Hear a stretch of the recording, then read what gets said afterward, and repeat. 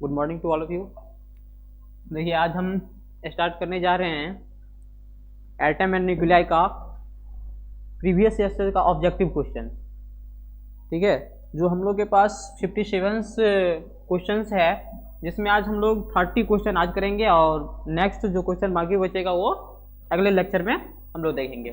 तो सबसे पहला क्वेश्चन है हम लोग के पास कि हाइड्रोजन स्पेक्ट्रम के दृश्य का अध्ययन सर्वप्रथम किसने किया था? Who was studied visible region of hydrogen spectrum for this first time? तो किसने किया था? तो बामर ने किया था। पहले टाइम किसने किया था? किसने किया था? बामर ने किया था। किसने? बामर ने। उसके बाद दूसरा क्वेश्चन है कि when an atom of helium lose 2 electron it becomes, जब हीलियम का एक ही परमाणु दो इलेक्ट्रॉन को खो देता है। देखिए यहाँ पे क्या होता है, हीलियम के पास कितने इलेक्ट्रॉन होते हैं और कितने प्रोटॉन होते हैं? 2 इलेक्ट्रॉन होते हैं और 2 प्रोटॉन होते हैं। तो जब उसके पास 2 इलेक्ट्रॉन को खो देगा, क्या होगा? 2 इलेक्ट्रॉन जो नेगेटिव चार्ज है उसको खो देगा, तो अब हीलियम के पास क्या बचेगा? 2 पॉजिटिव चार्ज बचेगा। और जब इसके पास 2 इलेक्ट्रॉन, जब हीलियम परमाणु जब 2 इलेक्ट्रॉन खो देते हैं तो वो बन जाता है अल्फा कण। क्या बन जाता है? अल्फा कण। क्या बनता है? अल्फा कण। अब नेक्स्ट पेज में चलते हैं। उसके बाद देखिए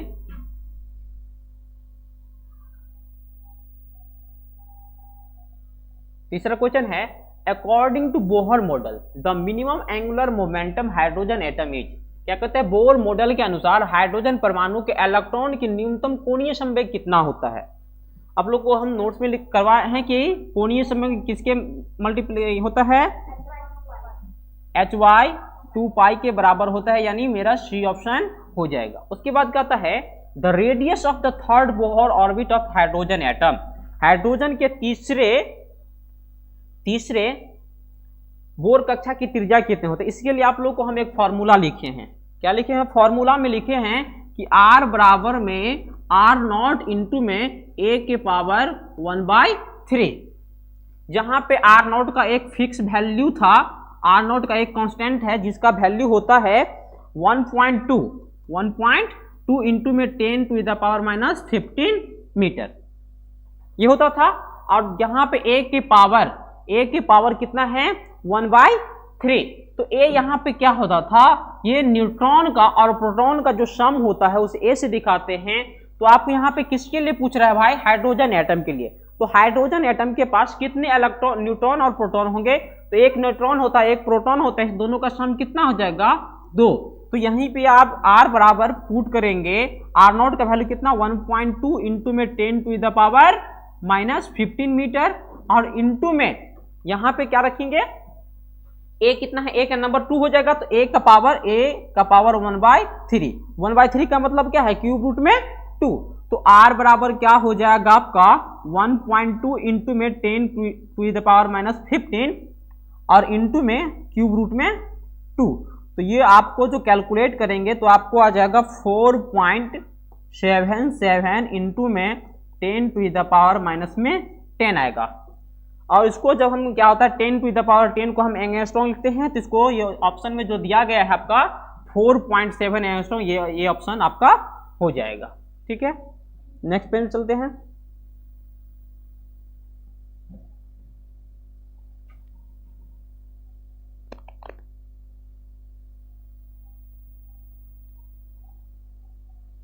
देखिए अगला क्वेश्चन है कि निम्नलिखित में से परमाणु के किस संक्रमण के तरंगदैर्घ्य न्यूनतम होगा? यहाँ पे क्या होगा? न्यूनतम होगा। क्या कहता है? In which of the following transmission wavelength is minimum. क्या कहते हैं कि वेवलेंथ मिनिमम। तो आप लोग को हम वेवलेंथ के लिए एक फॉर्मूला लिखाए थे। वो फॉर्मूला क्या था कि 1 में lambda equal to 1/λ equal to R into में 1 में N1 का स्क्वायर माइनस 1 में N2 का स्क्वायर, जहां पे 1 में लैम्डा बराबर में R इंटू में यहाँ पे N1 का स्क्वायर, यहाँ पे यानी पहली कक्षा जिसमें आता था और N2 माने जिससे आता था। तो यहाँ पे क्या पूछ रहा है कि निम्न से उच्च माने कहाँ से आ रहे, तो हमको नहीं पता। माने क्या कहते हैं, निम्न में परमाणु किस समतुल्य में तरंगदैर्घ्य न्यूनतम होगा। तो न्यूनतम कब होगा, देखिए यहाँ पे हमारे पास ऑप्शन है 5 और यहाँ पे 4, माने n1 बराबर 5 है और n2 बराबर 4 है। यहाँ पे n1 बराबर 4 है और n2 बराबर 3 है। तो जब देखिए यहाँ पे जब n1 क्या होगा, ये ज्यादा से ज्यादा होगा तो ये सबसे कम होगा, ये कम न्यूनतम से पूछ रहा है ना। तो n1 जितना ज्यादा होगा या मन डिनोमिनेटर जितना ज्यादा होगा वो नंबर हमारे लिए कितना होगा, उतना छोटा होगा। तो यहाँ पे n1 माने मैक्सिमम बड़ा होना चाहिए, तो आपका ऑप्शन हो जाएगा ए। n1 कितना होगा 5 और n2 जब 4 होगा तब मेरा क्या होगा, वेवलेंथ क्या होगा, मिनिमम होगा। तो इसका 5 का जो ऑप्शन हो जाएगा आपका ए नंबर हो जाएगा। उसके बाद देखिए क्या पूछ रहा है कि the minimum angular moment of electron in hydrogen atom will be, क्या कहता है, the minimum angular moment of electron in hydrogen atom is, क्या कहते हैं, हाइड्रोजन परमाणु में इलेक्ट्रॉन का न्यूनतम कोणीय संवेग कितना होगा। तो न्यूनतम कोणीय संवेग होगा h/2π जूल पर सेकेंड हो जाएगा। क्या हो जाएगा आपका h/2π जूल पर सेकेंड हो जाएगा। ये आपका न्यूनतम, ये क्या होगा आपका न्यूनतम कोणीय संवेग होगा। चलते हैं नेक्स्ट पेज में। अब देखिए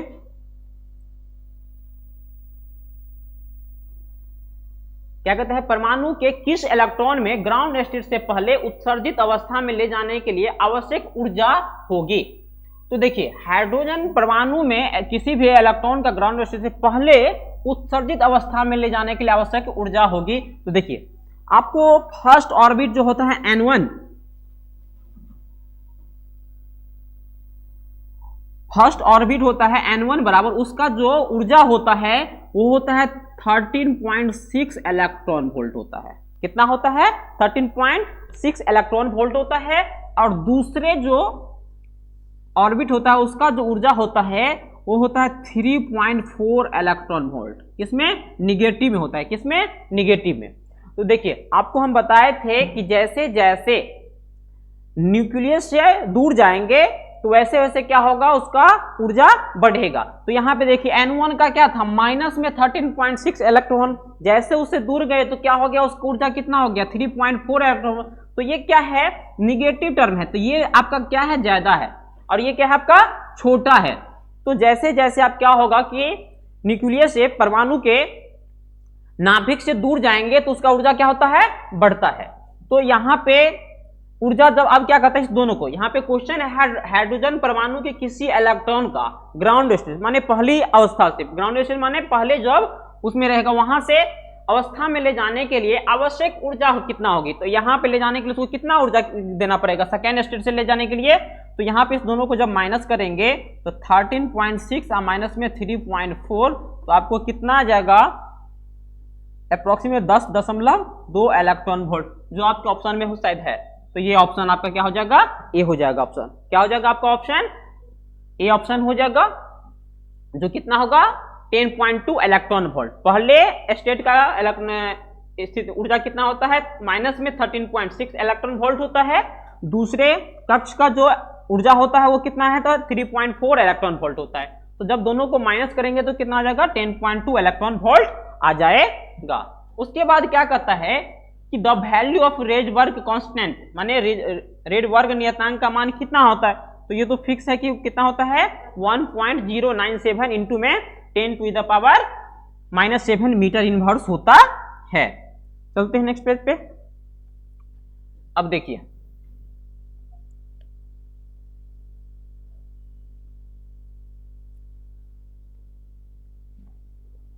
क्या कहता है कि गैस चालकता तब प्रदर्शित करती है जब दाब बढ़ाया जाता है, दाब कम किया जाता है, ताप थोड़ा सा बढ़ाया जाता है, ताप थोड़ा सा कम किया जाता है। Gas show off conductivity when pressure is increase, pressure is decrease, temperature is slightly increase, temperature is slightly decrease.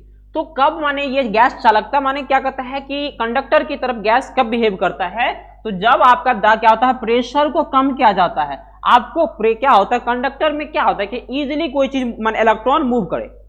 Conductor क्या करते हैं कि इलेक्ट्रॉन इजिली मूव करे। तो इलेक्ट्रॉन कब कि आपको जब कोई दबा के रखेगा तब इलेक्ट्रॉन मूव जल्दी करेंगे, या फिर आपको फ्री छोड़ देगा तब आप मूव करेंगे। तो जब क्या होता है कि प्रेशर कम किया जाएगा, उस पर दबाव कम हो जाएगा, तब क्या होगा, इलेक्ट्रॉन आसानी से मूव करेगा, यानी गैस चालक कंडक्टर के रूप में वो बिहेव करने लगेगा। यानी मेरा ऑप्शन क्या हो जाएगा, दाब कम किया जाता है तब वो क्या था, कंडक्टर की तरह बिहेव करना हो जाता है, शुरू करता है। अब अगला क्वेश्चन है, cathode ray are electromagnetic wave, positively charge particles, क्या कहते हैं neutral particles, negatively charge particles. Cathode किरणें हैं, विद्युत चुंबकीय तरंग है, धन आविष्ट कण है, अनाविष्ट कण है, ऋण आविष्ट कण है। देखिए कैथोड जो है आपका ऋण आविष्ट कण है, निगेटिवली चार्ज पार्टिकल्स है। कैथोड के पास कैसा चार्ज होता है, निगेटिव चार्ज होता है। कैसा है, ऋण आविष्ट कण होते हैं। कैथोड के कैसा कण होते हैं, ऋण आविष्ट कण होते हैं। अगले पेज पे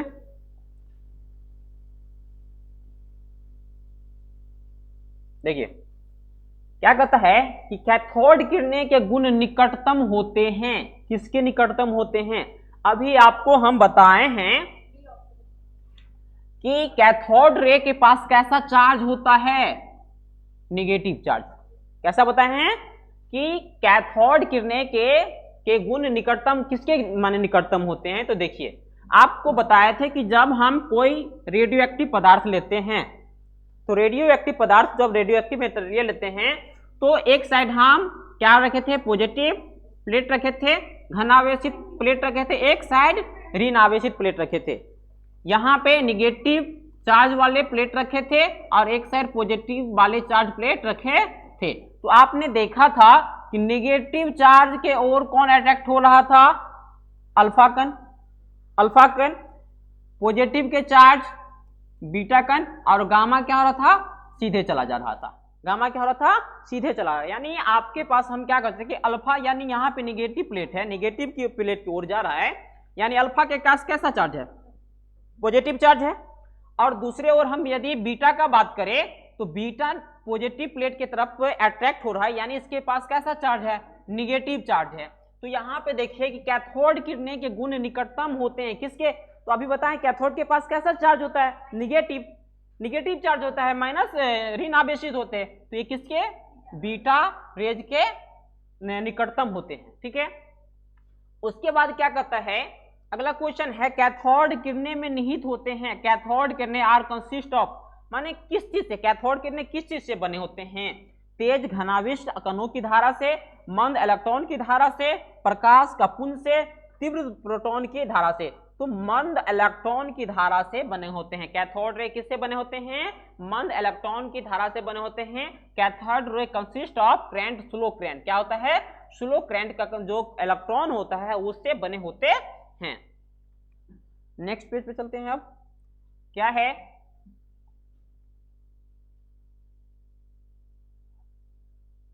देखिए एक इलेक्ट्रॉन m द्रव्यमान का E कूलम आवेश है, विराम अवस्था से v वोल्ट से विभवांतर से होकर गुजरता है। इनकी अंतिम महत्तम गतिज ऊर्जा कितना होगा, तो गतिज ऊर्जा हो जाएगा इलेक्ट्रॉन ev, किसके बराबर होगा, ev के बराबर, किसके बराबर होगा, ev के बराबर हो जाएगा। किसके बराबर होगा, इसका गतिज ऊर्जा ev के बराबर होगा। उसके बाद कहता है कि कैथोड किरणें अपने लंबवत विद्युत क्षेत्र में विक्षेपित होती है। Cathode ray are deflected in electric field applied normal to them in the direction. तो क्या कहता है, कैथोड रे अपने लंबवत विद्युत क्षेत्र के में विक्षेपित होते हैं। कैथोड रे के पास कैसा चार्ज अभी बताए हैं, निगेटिव चार्ज। कैसा, निगेटिव चार्ज। अब देखिए विद्युत क्षेत्र, यहाँ पे ऑप्शन दिया गया विद्युत क्षेत्र की दिशा में, तो विद्युत क्षेत्र की दिशा क्या होती है, दूसरा दिया है विद्युत क्षेत्र की विपरीत दिशा में विक्षेपित नहीं होती है, इनमें से कोई नहीं। अब देखिए यहाँ पे आपको बताया है कि ये कैसा है, निगेटिव चार्ज। आप विद्युत क्षेत्र की दिशा क्या होते हैं, पॉजिटिव टू निगेटिव, ये आपका एक पॉजिटिव चार्ज है, एक निगेटिव चार्ज है। तो विद्युत क्षेत्र की दिशा होती है घन आवेश से ऋण आवेश की ओर, लेकिन ये किधर जाती है, इसके पास कैसा चार्ज होता है, तो इसका पॉजिटिव से निगेटिव, लेकिन इसके पास कैथोड रे के पास निगेटिव चार्ज है। तो निगेटिव चार्ज होने के कारण से ये आएगा किधर, पॉजिटिव चार्ज की ओर आएगा, तो जिसके कारण से क्या होगा, इसके क्या होगा, विद्युत क्षेत्र के विपरीत दिशा में ये जाएगी। किधर जाएगी, विद्युत क्षेत्र के विपरीत दिशा में, opposite to direction, opposite to the electric field. Electric field क्या होता है, पॉजिटिव से निगेटिव की ओर होता है, लेकिन ये आएगा किधर, पॉजिटिव की ओर आएगा, जिसके कारण से इसका ऑप्शन क्या हो जाएगा, विद्युत क्षेत्र के विपरीत दिशा में। ठीक,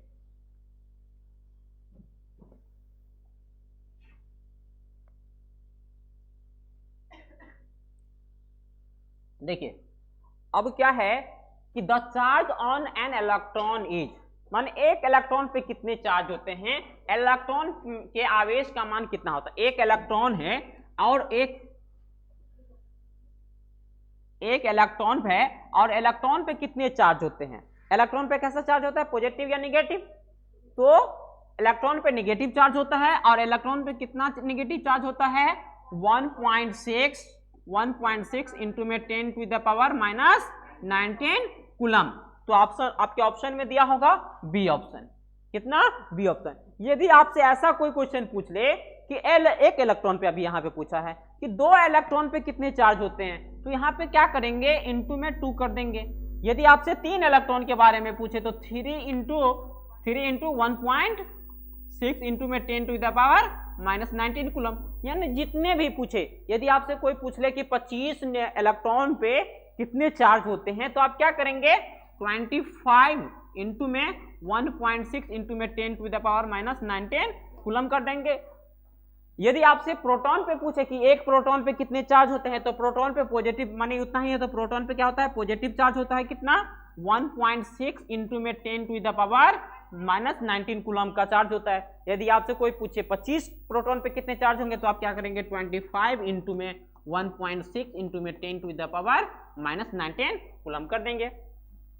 अब क्या कहता है कि थॉम्सन विधि द्वारा ज्ञात किया गया इलेक्ट्रॉन का, थॉम्सन विधि है, Thomson method determines, Thomson method के द्वारा क्या क्या ज्ञात किया गया, तो थॉम्सन विधि द्वारा किसी भी इलेक्ट्रॉन का आवेश, उस पे किसी इलेक्ट्रॉन पे, एक इलेक्ट्रॉन पे कितना आवेश है और उस इलेक्ट्रॉन का कितना मास है, कितना द्रव्यमान है, थॉम्सन विधि द्वारा किसी इलेक्ट्रॉन पे कितने, उसका इलेक्ट्रॉन है, कितना आवेश है और उसका कितना द्रव्यमान है, इस दोनों का अनुपात का ज्ञात किया गया। किसके द्वारा, थॉम्सन विधि, आवेश और द्रव्यमान का अनुपात किया गया। यानी ऑप्शन कितना हो जाएगा आपका, डी ऑप्शन होगा। कितना ऑप्शन हो जाएगा, डी।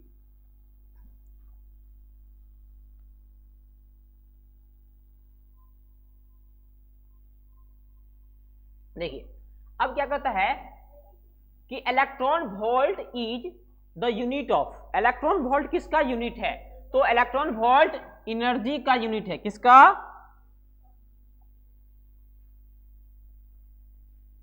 इलेक्ट्रॉन वोल्ट किसका एनर्जी है, किसका है, तो एनर्जी का है। किसका, एनर्जी का। इलेक्ट्रॉन वोल्ट मात्रक है किसका, ऊर्जा का।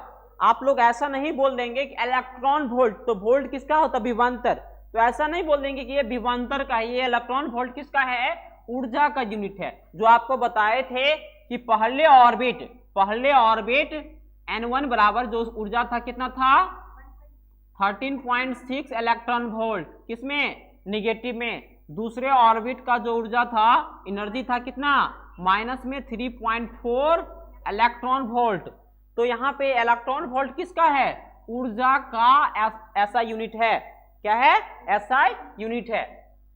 ठीक है। अब क्या कहते हैं, सॉरी ऐसा यूनिट नहीं है, यूनिट है, ऐसा यूनिट नहीं है। ऐसा यूनिट अगर आपसे ऊर्जा का कोई पूछे तो क्या है, जूल है। ये इलेक्ट्रॉन वोल्ट सिंगल यूनिट है, सिर्फ मात्रक है, ऐसा मात्रक नहीं है। यदि आपसे कोई पूछे ऊर्जा का ऐसा मात्रक क्या है, तो जूल। लेकिन यदि आपसे कोई पूछ ले ऐसा कि इलेक्ट्रॉन वोल्ट क्या है, तो इलेक्ट्रॉन वोल्ट भी क्या है, ऊर्जा का मात्रक है, लेकिन ऐसा मात्रक नहीं है। ऐसा मात्रक पूछे तो क्या बताएंगे, जूल। ठीक है।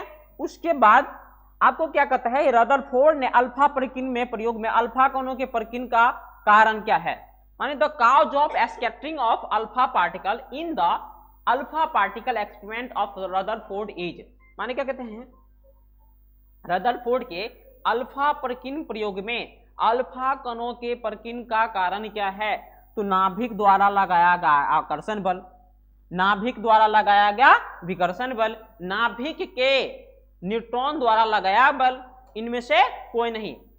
Attractive force of nucleus, repulsive force of nucleus, force by neutron is nucleus, non of these. अब देखिए ये किनके के द्वारा, नाभिक के द्वारा लगाया गया विकर्षण बल के कारण से क्या होता है, स्कैटरिंग होता है। किसके द्वारा, repulsion force by nucleus, nucleus के द्वारा जो विकर्षण बल लगाया जाता है जिसके कारण से वो स्कैटरिंग होता है। अब देखिए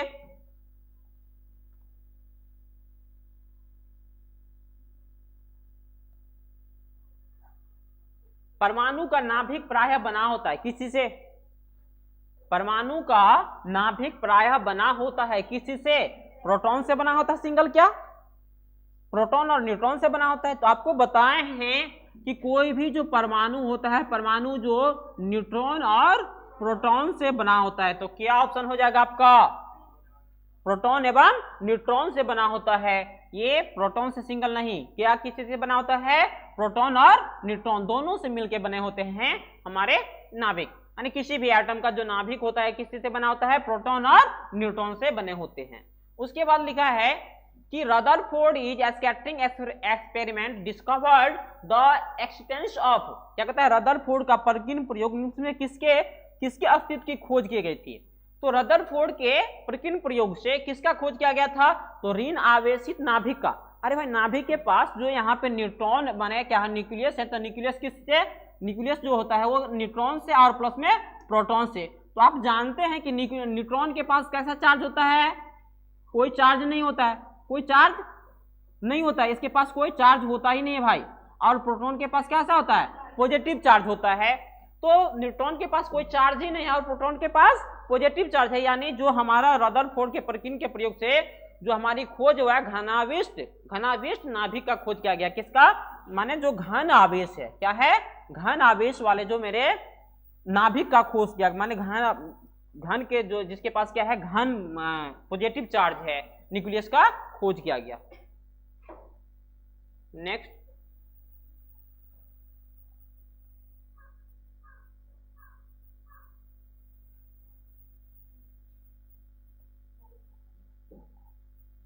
अब देखिए क्या कहता है कि बोर परमाणु में वृत्तीय कक्षा में इलेक्ट्रॉन किस बल के कारण घूमते हैं। यहां पे बोर परमाणु में जो इलेक्ट्रॉन है ये आपका क्या है, प्रोटॉन है, और ये इलेक्ट्रॉन क्या होता है, कक्षा में घूमते रहते हैं। तो प्रोटॉन के यहाँ पे जो न्यूक्लियस है, न्यूक्लियस में प्रोटॉन भी होता है, तो प्रोटॉन पे कैसा चार्ज होता है, पॉजिटिव, और यहाँ पे इलेक्ट्रॉन के पास निगेटिव चार्ज होता है। तो इस दोनों के बीच में क्या सा इलेक्ट्रोस्टैटिक, यहाँ पे कूलम्बिक फोर्स लगता है। क्या होता है, कूलम्बिक फोर्स लगता रहता है। तो ये किसके कारण से, कूलम्ब बल के कारण से वृत्तीय कक्षा में घूमते रहते हैं। यदि यहीं पे ऑप्शन मेरा होता कि नाभिकीय बल, गुरुत्वाकर्षण बल, और यहाँ पे ऑप्शन होता, यहाँ पे होता कि अभिकेंद्रीय बल, क्या होता, अभिकेंद्रीय बल, यहाँ पे होता कूलम्बिक फोर्स के जगह होता सेंट्रीपिटल फोर्स, सेंट्रीपिटल फोर्स। तो यदि आप कूलम्बिक फोर्स की जगह सेंट्रीपिटल फोर्स भी होता तो सेंट्रीपिटल फोर्स ही हो जाता। यदि कूलम्बिक फोर्स होता तो कूलम्बिक फोर्स ऑप्शन लगाएंगे, यदि अभिकेंद्रीय बल होगा तो अभिकेंद्रीय, मान जो ऑप्शन होगा, यानी कूलम्ब बल होगा तो कूलम्ब बल, या तो फिर अभिकेंद्रीय बल होगा तो अभिकेंद्रीय बल लगाएंगे। अगला क्वेश्चन है कि बोर परमाणु के अनुसार इलेक्ट्रॉन उन्हीं कक्षा में परिक्रमा करता है जिसके कारण इसका कोणीय समय h/2 पाई का होता है। तो देखिए इसका जो क्या होता है, इवन मल्टीपल, यानी h/2 पाई, h/2 पाई का जो मल्टीपल होता है वो पूर्णांक का होता है। पूर्णांक का मतलब है कि माने वो 1 भी हो, 0 भी हो सकता है, 1 भी हो सकता है, 2 भी हो सकता है, 3 भी हो सकता है। तो इसमें क्या हो जाएगा, इंटीग्रल मल्टीपल ऑफ h/2, यानी इसका ऑप्शन क्या हो जाएगा, c/2। न तो इवन मल्टीपल होगा न तो ऑड मल्टीपल होगा, ये क्या होगा, इंटीग्रल मल्टीपल। उसके h/2 पाई किसी भी संख्या से, माने वो 1 क्या हो सकता है, 0 भी हो सकता है, 1 भी हो सकता है, 2 भी, 3 भी, 4 भी, माने कुछ भी हो सकता है, लेकिन या इवन नहीं होगा, मान इवन हो सकता है, सिंगल इवन नहीं होगा, या तो ऑड हो सकता है लेकिन सिंगल ऑड नहीं होगा। वो इंटीजर में क्या होता है आपका, ऑड भी आ जाता है और इवन भी, सम भी आ जाता है और विषम भी आ जाता है। आगे यहाँ पे उसका ऑप्शन है क्या होगा, पूर्णांक, क्या हो जाएगा इसका, पूर्णांक गुणज, क्या हो जाएगा, पूर्णांक गुणज हो जाएगा। अब क्या कहता है कि the SI unit of Rydberg constant is, Rydberg नियतांक का मात्रक क्या होता है, तो इसका मात्रक होता है मीटर इनवर्स, क्या होता है, मीटर इनवर्स। यहाँ पे क्या होता है, मीटर, रेडबर्ग नियतांक का मात्रक क्या होता है, मीटर इनवर्स। अब बोहर मॉडल, अच्छा यहाँ पे सिंगल मात्रक लिखा हुआ है, क्या है, मात्रक, लेकिन ऐसा मात्रक भी पूछ लेना आपसे तो क्या हो जाएगा, मीटर इनवर्स भी होगा। यदि आप रेजबर्ग कांस्टेंट का ऐसा मात्रक भी पूछे तो क्या होगा, मीटर ही होगा। यानी यहाँ पे मीटर क्या है आपका, किस चीज को बताता है, दूरी को, तो दूरी जो है, तो दूरी भी, दूरी का ऐसा मात्रक क्या होता है, मीटर ही होती है, यानी मीटर में है, तो रेडबर्ग नियतांक का भी ऐसा मात्रक क्या होगा, मीटर इनवर्स ही होगा। अगला क्वेश्चन है कि बोर परमाणु मॉडल सफल व्याख्या करता है, Bohr model successfully explain, bore परमाणु मॉडल किस चीज का व्याख्या करता है, तो line spectrum, continuous spectrum, band spectrum, all of these, रेखीय स्पेक्ट्रम का, सतत स्पेक्ट्रम का, बैंड स्पेक्ट्रम का, इनमें इन सभी का। तो क्या कहता है, जो बोर परमाणु मॉडल जो व्याख्या करता है वो किसका, रेखीय स्पेक्ट्रम का, लाइन स्पेक्ट्रम का क्या करता है, व्याख्या करता है।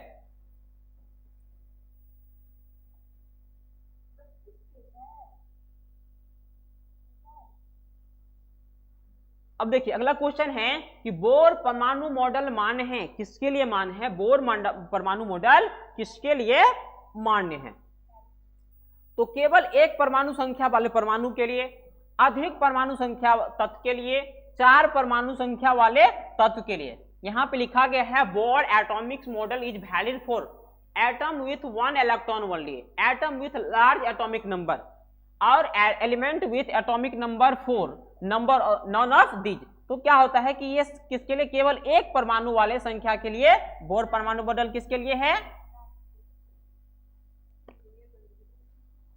बोर परमाणु मॉडल किसके लिए है, केवल एक परमाणु वाले, केवल एक परमाणु, केवल एक परमाणु संख्या वाले परमाणु के लिए होते हैं।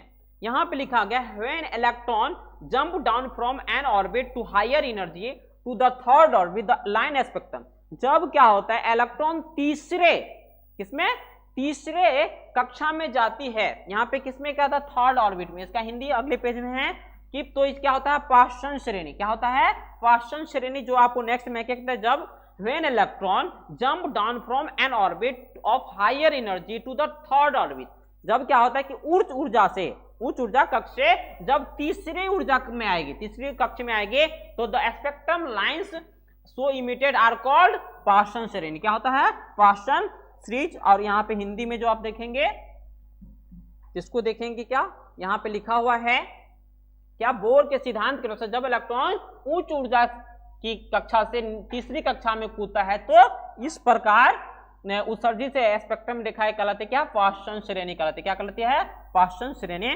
कहलाते हैं। उसके बाद लिखेंगे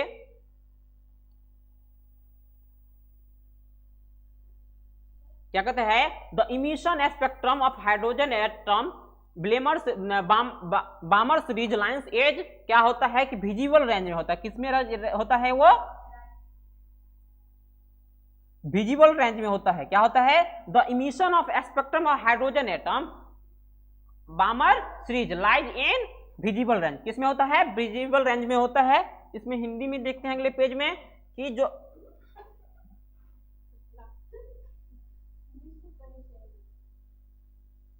किसमें होते हैं, दृश्य परिसर में होते, दृश्य परिसर में होते हैं।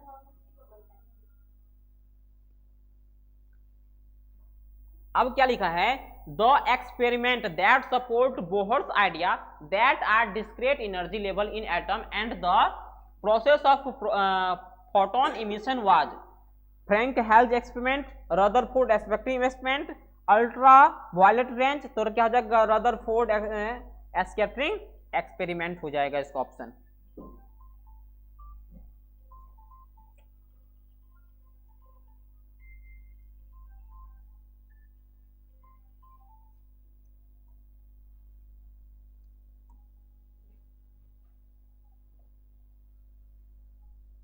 सर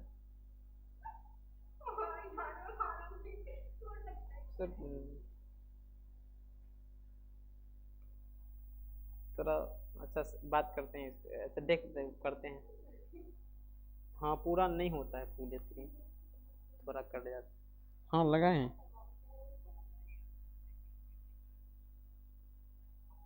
ठीक सर, ठीक, thank you sir, thank you sir.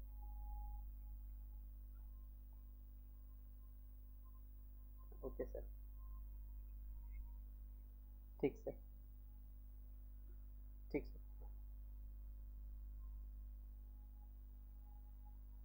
देखिए अब क्या है कि the Rydberg constant R and the speed of light be C, the unit of R C will be. क्या कहता है कि रीडबर्ग नियतांक आर एवं प्रकाश की चाल सी हो तो आर सी का मात्रक क्या होगा। यहाँ पे आपको बताए थे कि आर क्या था, रीडबर्ग कांस्टेंट, मात्रक क्या बताए थे, मीटर इनवर्स। क्या बताए थे आपको, मीटर इनवर्स। और सी क्या है, प्रकाश की चाल, और प्रकाश चाल का क्या होता है, मीटर पर सेकेंड। क्या होता है, मीटर पर सेकेंड।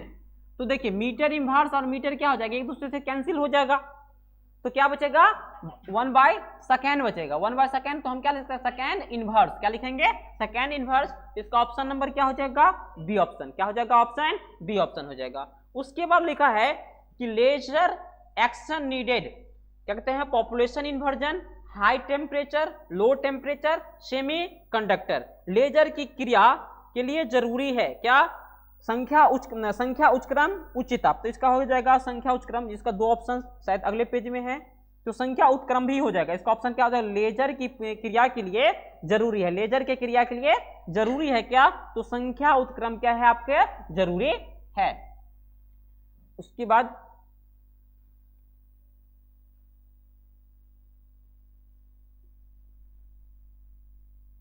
यहाँ पे दो ऑप्शन बाकी है, उसी में हो गया। आज 30 क्वेश्चन कर लिए हम लोग। अब क्या करेंगे, नेक्स्ट जो हम लोग के 27 क्वेश्चन है, बाकी आज 18 पेज तक कर लिए हैं, और कुछ पेज जो मेरा बाकी है वो क्या करेंगे, अगले लेक्चर में हम लोग इसको पूरा कर लेंगे। बाकी थैंक यू ऑल।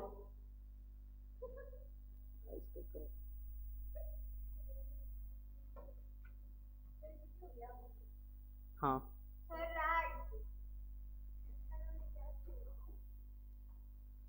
आज इतना ही, बहुत पहला दिन लैब में लेक्चर बनाए, पहला कैमरा के साथ तुम लोग